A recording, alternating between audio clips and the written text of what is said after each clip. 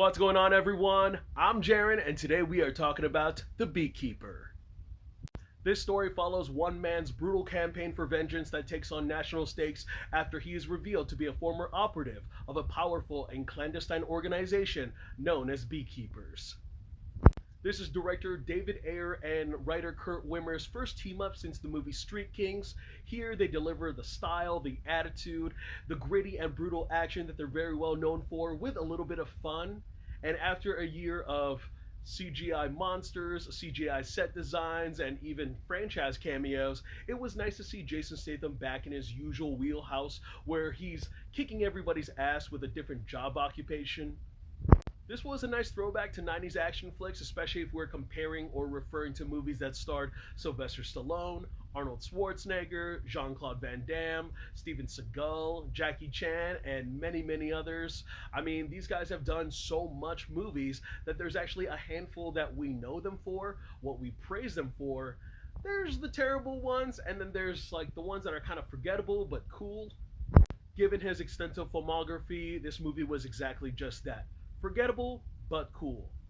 Now, we start off with a simple setup to where the friend of the beekeeper, played by Eloise Parker, falls victim to these cyber scammers, and with a special set of skills, Statham dishes out his own brand of retribution, tearing through these scammers and their high end associates to the point where, although you've seen a lot of his swift moves before, you know that Statham is always looking good when he suits up.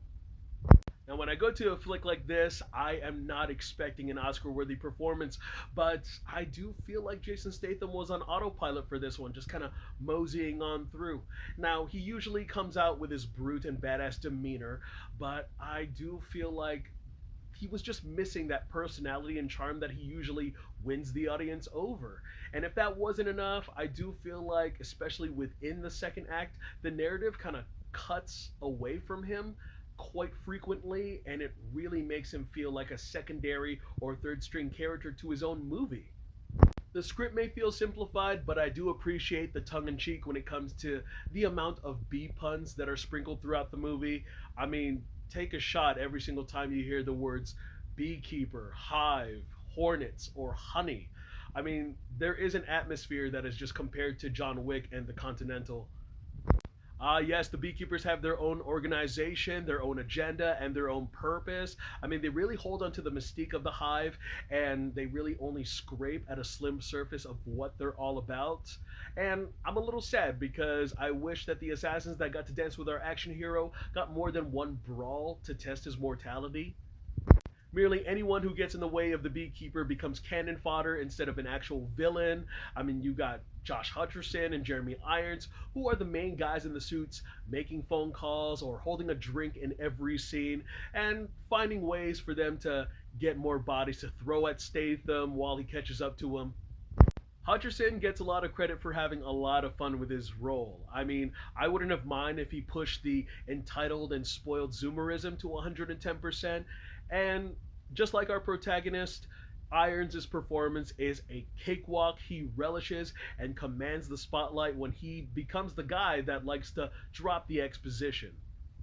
One trope that I really despise when it comes to this genre is when we have to focus on the authority figures that are trailing behind our main character through their rampage, when they're one step behind the action, when they're just dealing with the aftermath of everything. And unfortunately, Eloise's daughter, Verona, falls into that category.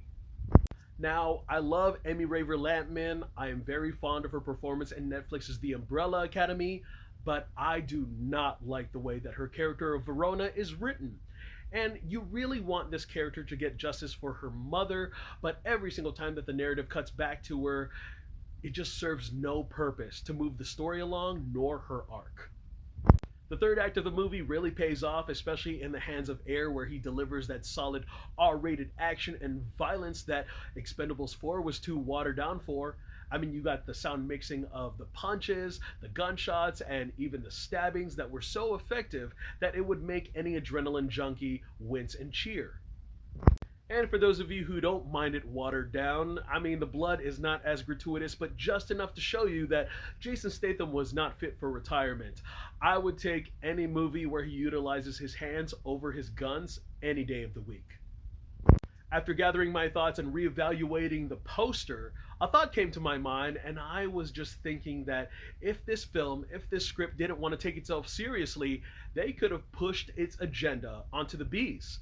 And if you're gonna make a honey flammable weapon, you could have made Jason Statham manipulate, target, or attack his enemies, because I thought that's the kind of sequence we were headed for when he would lure the bad guys into the barn for that one particular sequence.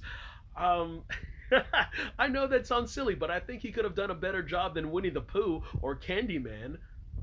Overall, this movie was neither awful nor great. It does fall under the criteria of what a January movie does look like. I can see some people not liking this because they were expecting more, but I can also see that this movie could be an absolute crowd pleaser because people just paid to see Jason Statham kick some ass. Alright, guys, that's all I got to share about that movie. Go ahead and check it out. I think it's still playing in theaters. In the meantime, thank you guys again so much for watching me talk some movies. I'm Jaren Banawag. Look forward to more reviews, and I will see you guys at the movies. Take care.